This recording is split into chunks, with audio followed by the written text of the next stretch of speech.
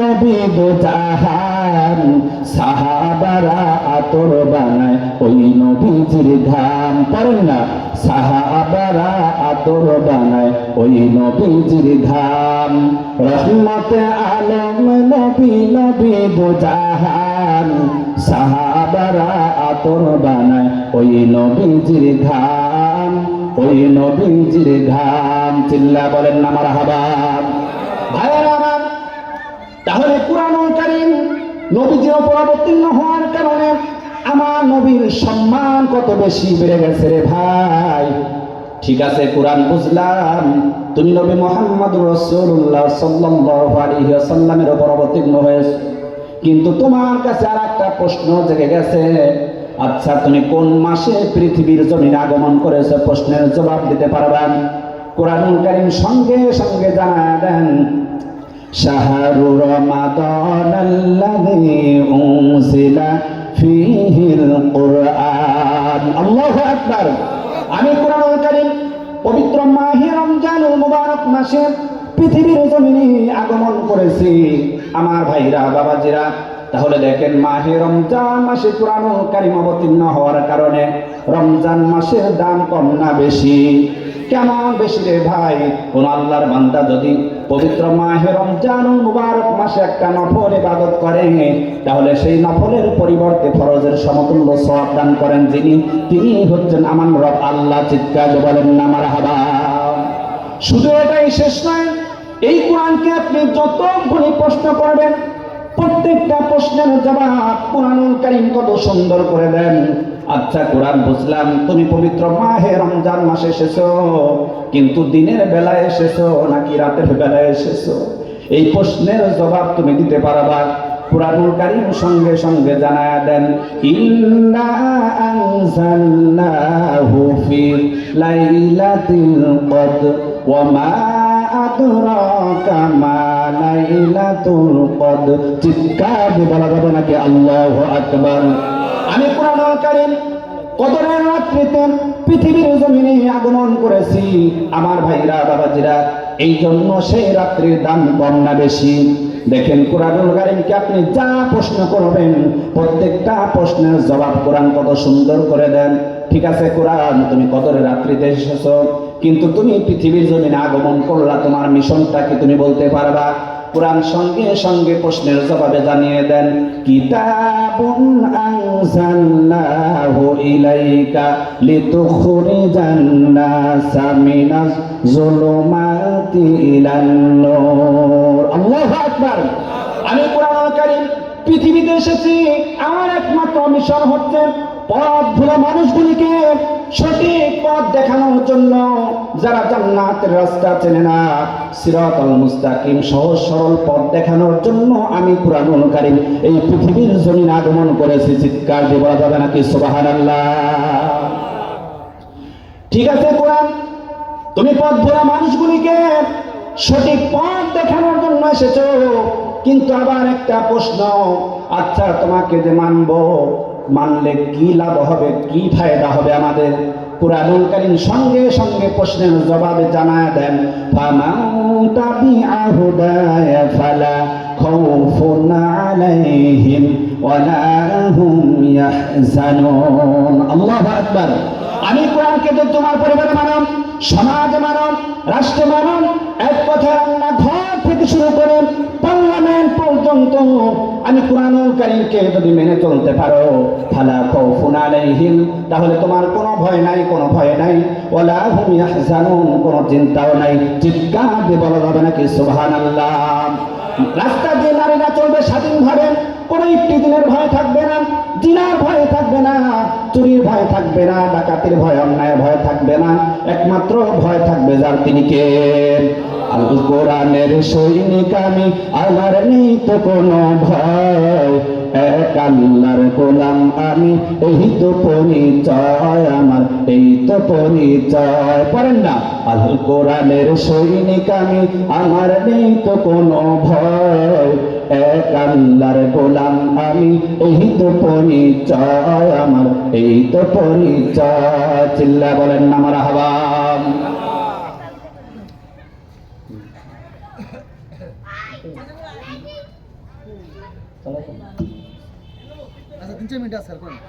ভাইয়েরা আমার, যেহেতু সময় সামান্য, একমাত্র অন্তরের মধ্যে ভয় থাকতে হবে কার? আরো চিল্লা বলেন না কার? সাহাবীদের মধ্যে কেমন ভয় ছিল, কেমন ভয় তাদের অন্তরের মধ্যে কেমন ভয় ছিল, আমি ছোট্ট একটা উদাহরণ দেই। মায়াজ ইবনে মালিক আনসারী দাসীর সঙ্গে প্রেম করেছেন। প্রেম করবার পর জিনার কাজে লিপ্ত হয়ে গেছে, জিনা সংগঠিত হয়ে গেছে। কিন্তু এই মায়াজ ইবনে মালিক জিনা করবার পর তিনি অনুতপ্ত হলেন, অনুশোচনা জেগে গেল তার মনের মধ্যে। আহারে, আমি বড় অপরাধী, বড় গুনাহ করে ফেলেছি। আমার দিল সাক্ষী দেয়, মনে হয় নবীজি যদি আমাকে তওবা করে পবিত্র করে দেয়, তাহলে আমি এই অপরাধ থেকে মনে হয় মুক্তি পাবো। জাহান্নাম ছাড়া তো আমার উপায় রবে না। এখন মায়াজ ইবনে মালিকের কলিজার মধ্যে অনেক বড় ভয় লেগে গেছে। আমার ভাইরা, বাবাজিরা, দেখবেন একটা গুনাহ করবার পরে তখন মানুষ কিন্তু অনুতপ্ত, অনুশোচনা জেগে যায়। কথা বলেন ঠিক কিনা? যে আহারে, এই গুনাহটা না করলেই তো পারতাম। কথা বলেন ঠিক কিনা? আমার ভাইরা রে, দেখেন গভীর মনোযোগ, দেখেন তো দুই ফোঁটা চোখের পানি পড়ে কিনা। আল্লাহ নবী সাহাবী মায়াজ দুই চোখের পানি দিয়ে বুকটা ভিজায় দেয়। নবীজির দরবারে দৌড়ায় চলে যায়। আসসালামু আলাইকুম ইয়া রাসূলুল্লাহ। ওগো নবীজি, আমি আপনার সাহাবী, আমি এসেছি আপনার কাছে একটা তওবা করতে। ইয়া রাসূলুল্লাহ, ইয়া হাবিবাল্লাহ, আপনি আমাকে তওবা করে পবিত্র করে দেন গো নবী। নবীজি আমার সঙ্গে সঙ্গে ঘাড়টা ফিরা নেন। অপর প্রান্তে গিয়ে মায়াজ ইবনে মালিক বললেন, ইয়া রাসূলুল্লাহ, ইয়া হাবিবাল্লাহ, আমি বড় গুনাহগার, আপনি আমাকে একটু তওবা করে পবিত্র করে দেন গো নবী। নবী আমার বললেন, সাহাবী, তুমি কি গুনাহ করেছো, কি অপরাধ করেছো, তুমি একটু আমারে খুলে বলো না দেখি। এই মায়াজ ইবনে মালিক দুই চোখের পানি দিয়ে বুকটা ভিজা দেয়, কান্দার বলে, ইয়া রাসূলুল্লাহ, ইয়া হাবিবাল্লাহ, ও পয়গম্বর, আমি আপনার সাহাবী, আমি এমন অপরাধ করে ফেলেছি গো নবী, এমন অপরাধ করে ফেলেছি, আমি বড় জিনা করে ফেলেছি, আপনি আমাকে একটু তওবা করে পবিত্র করে দেন গো নবী। নবী আমার সাহাবীদেরকে ডাক দিয়ে বলেন, এ সাহাবীরা, আচ্ছা মায়াজ ইবনে মালিক তিনি পাগল হয়ে গেছে নাকি? তিনি কি পরিপূর্ণ সুস্থ আছে নাকি? সাহাবীরা বললেন, ইয়া রাসূলুল্লাহ, পরিপূর্ণ সুস্থ আছে। এবার নবীজি বললেন, যদি সুস্থ থাকে তাহলে শরীয়তের হুকুম হচ্ছে যে বিবাহের পরে কেউ যদি জিনা করে তাহলে তাকে কতল করা, হত্যা করা। সাথে সাথে এই সাহাবীকে কতল করা হলো। কতল করাবার পর তাকে যখন কবরস্থ করা হয়, কবরের পাশে দুইজন যুবক দাঁড়িয়ে কথোপকথন শুরু করে দিয়েছে। আহারে, এই মায়াজ ইবনে মালিক গুনাহ করবার পর, জিনা করবার পর যদি নবীজির দরবারে না যাইতো তাহলে গুনাহগার বলে জিনাকারী হিসেবে সাব্যস্ত হতো না।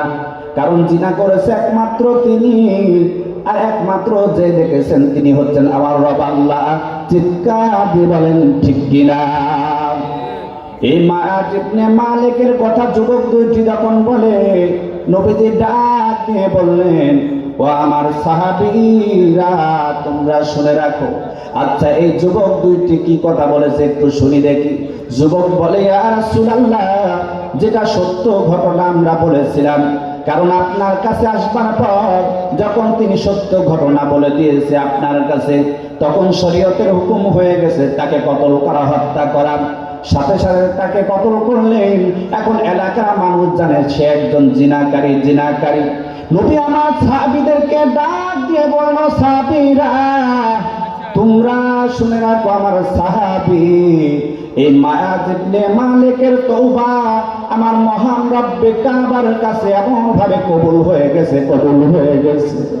তামাম উম্মতের তওবা যদি এক পাল্লায় রাখা যায়, আর মায়াজ ইবনে মালিকের তওবা যদি এক পাল্লায় রাখা যায়, তাহলে মায়াজ ইবনে মালিকের তওবা দিয়া আমার গোটা উম্মতের নাজাতের জন্য যথেষ্ট হয়ে যাবে। চিৎকার দিয়ে বলা যাবে নাকি সুবহানাল্লাহ?